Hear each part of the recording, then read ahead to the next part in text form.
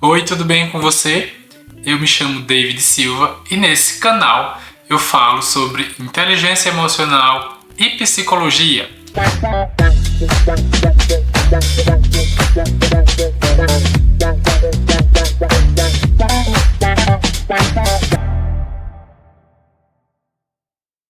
No vídeo de hoje, nós vamos falar um pouquinho sobre um esporte coletivo e como a psicologia pode contribuir para o melhor desempenho dos atletas. Vamos ver se você descobre aqui qual esporte eu estou falando.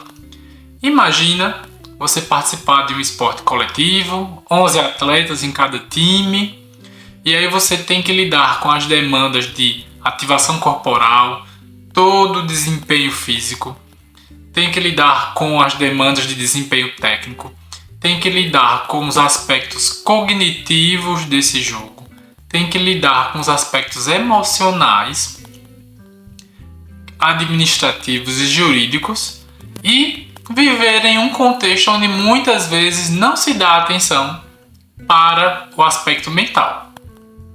Pois é, meus queridos e minhas queridas, essa é a realidade do futebol masculino, principalmente brasileiro.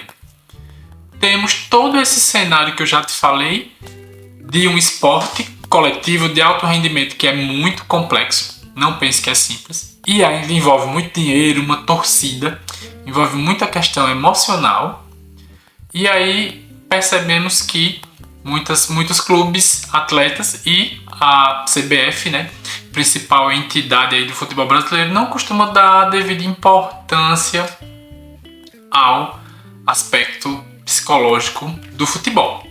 Para que você entenda melhor, os clubes, né, do futebol masculino nas categorias de base, né, aqueles que não são profissionais, com atletas que ainda não são profissionais, eles têm uma obrigação, devido ao Estatuto da Criança e Adolescente e à Lei Pelé, tem uma obrigação de ter psicólogo nesse trabalho de base. Já no trabalho profissional, né, na Série A, Série B do futebol brasileiro, como a gente conhece, não é obrigatório. Tem um psicólogo esportivo e aí alguns times, geralmente aí metade do que é da Série A tem, metade não tem, para você ter uma média. E aí todo esse aspecto psicológico que é muito intenso em um jogo acaba ficando em segundo plano e certamente afeta o desempenho dos times. Não garante resultado, mas pode ajudar a ter o melhor resultado, certo? Então vamos lá, agora eu vou destrinchar um pouquinho para vocês alguns elementos do jogo para você entender o quanto é necessário trabalhar a mente, certo? Eu vou consultar uma anotação aqui, se eu abaixar um pouquinho a cabeça é por isso, tá? Então veja só, temos a pressão psicológica da torcida, do time adversário, temos aspectos cognitivos a ser trabalhados como atenção, o movimento, a concentração, a tomada de decisão, que é um aspecto central do jogo, que é cognitivo, que muito jogador brasileiro é ruim nisso, meu Deus, é ruim que dói, que a gente vê jogador ali praticamente na frente do gol e pode tocar pro companheiro e aí não toca certo, chuta errado. A gente consegue assistir o jogo e entender a jogada que deve ser feita e o atleta muitas vezes não tem a capacidade de enxergar essa jogada e executá-la. Mas não é por falta de técnica. Muitas vezes é questão emocional e também muitas vezes nessa questão emocional tem ali um medo, né? Nessa questão emocional o atleta às vezes ele quer priorizar o seu destaque individual ao invés do coletivo e acaba, né, todo esse ambiente de pressão, você tem que pensar rápido, isso às vezes não é treinado com a devida atenção e aí acaba acontecendo um erro no campo. Vamos lá, mais um pouquinho. Arbitragem, que atrapalha bastante, né, muitas vezes o árbitro atrapalha um pouco o andamento do jogo. Os atletas têm uma cultura, né, de muita violência, de ficar parando o jogo, de muita reclamação. É impressionante como é chato assistir jogos brasileiros ou sul-americanos de times, porque é muita reclamação, muita briga, diferente do jogo europeu ou de algum outro continente com uma outra cultura, onde o jogo ele flui mais rápido e o juiz ele tem até um pouco mais de liberdade para tomar suas decisões. E aqui no Brasil a gente tem realmente muita briga, muita raiva, muito estresse. Então imagina, acompanha o meu pensamento, né? Um ambiente onde você tem ansiedade antes da competição, ansiedade durante, estresse, raiva, decisões às vezes injustas. Um jogo em que é muito circunstancial, você tá ali tentando jogar, daqui a pouco, pá, toma um gol, toma dois, e aí como é que você recupera e corre atrás de empatar, como Espanha, times como o Liverpool costumam dar atenção a isso. Seleção argentina que ganhou a Copa do Mundo de 2022 tinha um psicólogo esportivo na sua equipe, não conseguia apurar se ainda tem, mas tinha em 2022. Espanha, campeã da Eurocopa, tem, né? E isso ajuda muito no trabalho. Alguns times da Europa têm consultores ou psicólogos que são fixos na equipe que acompanham esses trabalhos e fazem, né, o trabalho com os atletas. Vamos lá. Vamos tentar entender outra coisa. Respirar um pouquinho. Por que é tão difícil para o psicólogo ter uma abertura para trabalhar aqui no Brasil? Segundo as informações que eu já reuni com outros mais experientes em estudos, muitas vezes essa equipe, né, ela não está ali acostumada, ela tem todo um preconceito, esse time, né, como o time, eu digo, uma liderança administrativa do time, muitas vezes não quer. Pode ser um diretor, pode ser o treinador, não quer. São lideranças muito autocráticas, querem fazer do seu jeito. Há muito preconceito, né, muito receio de atletas, treinadores ou de outras pessoas de permitir que esse profissional venha, intervenha e faça seu trabalho. Ainda tem aquele pensamento de, eu não sou doidão e tal, essas coisas, né? Ainda acontecem muito no que diz respeito à questão da psicologia. Deixa eu tomar uma água aqui. E aí, minha gente, vamos continuar. E aí, agora, o que é que o psicólogo esportivo pode fazer no time, né, no clube? Pode ter orientação individual a um atleta que está passando por alguma situação difícil. Pode, mas assim, não é uma psicoterapia, não é uma clínica. Pode ter uma orientação específica ali para um atleta que tem alguma questão que não está funcionando muito bem.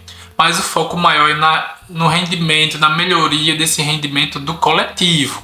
Então tem alguns fatores aí que podem ser trabalhados. Por exemplo, motivação, integração da equipe, liderança, até escolher, ajudar o treinador a escolher quem é o capitão, pode ser uma coisa.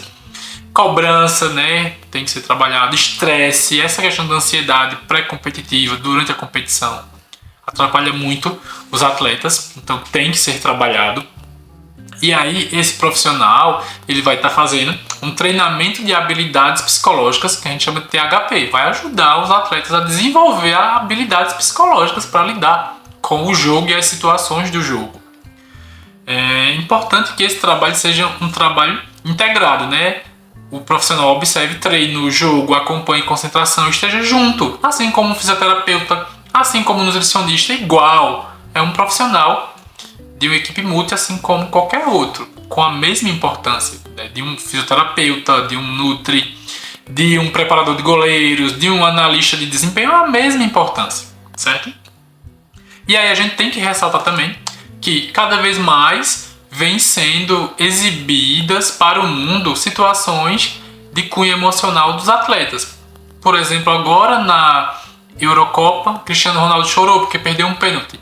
Faz parte, expressar as emoções, tudo bem. Messi chorou porque se lesionou na Copa América. Faz parte também. Temos que expressar as emoções. Isso é importante para quê? Entendermos que os atletas são seres humanos. E eles vão expressar suas emoções e a gente pode ajudar a expressar, gerenciar da melhor maneira.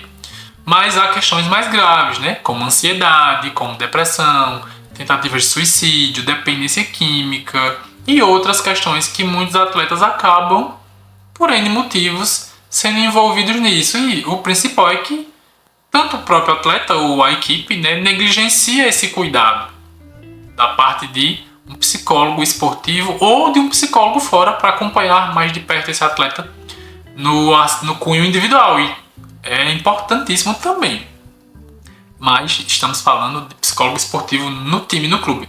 Então eu falei um pouco da realidade do futebol masculino, que precisa dar mais espaço, precisa melhorar. A seleção brasileira mesmo tem uma psicóloga que entrou agora com o Dorival Júnior numa nova comissão, mas aí vai precisar de tempo, de espaço para trabalhar, porque durante mais de 10 anos a seleção brasileira não teve nenhum psicólogo ou psicóloga fixo ali na equipe, então não tem como, tem que fazer um trabalho de acompanhamento, desenvolve com tempo, é um processo.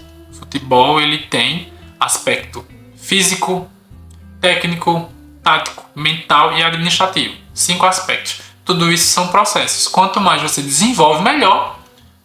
Tua chance de ter um resultado melhor, ela é grande. Se você não trabalha bem, certamente você não vai ter um bom resultado. Então isso é um dos motivos aí, né, fator emocional de atletas para o Brasil não estar bem. Por exemplo, se a gente for analisar na Copa América, o Brasil, toma mais um pouquinho. O Brasil tinha uma ideia de jogo, mas não conseguia executar. Os adversários vinham ali, pressionavam, tomava a bola. Pressionavam, tomava a bola. Quem assistiu Brasil e Colômbia, Brasil e Uruguai pode ver. E muitas vezes jogadores brasileiros não estavam ali mostrando muita confiança. Alguns jogadores não estavam conseguindo realmente lidar com esse peso da pressão, da cobrança de ser um Brasil que precisa dar resultado, que precisa ganhar. E lógico, isso também é uma coisa muito pesada, mas é a realidade do futebol. Não há muito para onde correr. Todos trabalham em função do resultado, mas não se pode esquecer que os atletas são seres humanos e eles precisam também ser cuidados e se cuidar, né? Tem que ter também essa responsabilidade. E aí a gente agora vai, finalizando o vídeo já, falar de uma outra realidade, que é a realidade do futebol feminino. Seja no Brasil, na Europa ou nos clubes brasileiros, mesmo com pouca estrutura financeira, o futebol feminino ele dá muito mais liberdade, né? Segundo informações transmitidas por João Ricardo Kozak, que é um grande psicólogo aqui do Brasil, o futebol feminino ele dá muita liberdade para o profissional trabalhar, observar treino, conversar com o atleta, desenvolver os trabalhos em grupo, fazer todo o seu trabalho sem impedimento, sem embaraço. Diferente do futebol masculino, o futebol feminino tem esse entendimento maior de que precisa, né, de um psicólogo ali na equipe.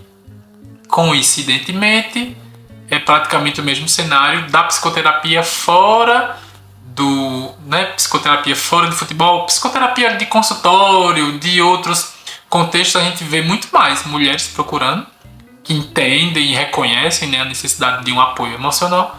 E muitas vezes o homem ali negando, resistindo. Então, se você é homem e está assistindo esse vídeo aí, para de negar, resistir se você entende que está precisando de alguma ajuda.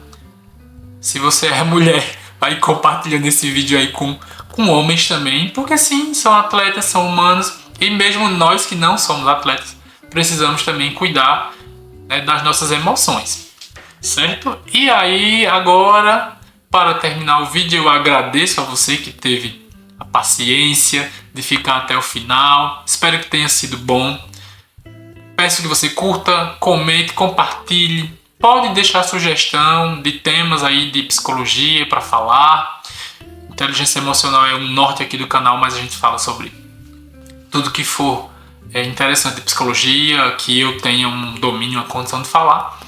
E que você possa acompanhar os próximos vídeos. Se quiser, fala aí um pouquinho se você tem acompanhado a seleção brasileira, o seu time, se tem psicólogo ou não, se está precisando, né? Como você tem enxergado o jogo, o futebol, observando esse aspecto emocional de atletas, de juiz, de treinador e tudo mais. Então é isso, um abraço a todos e até o próximo vídeo.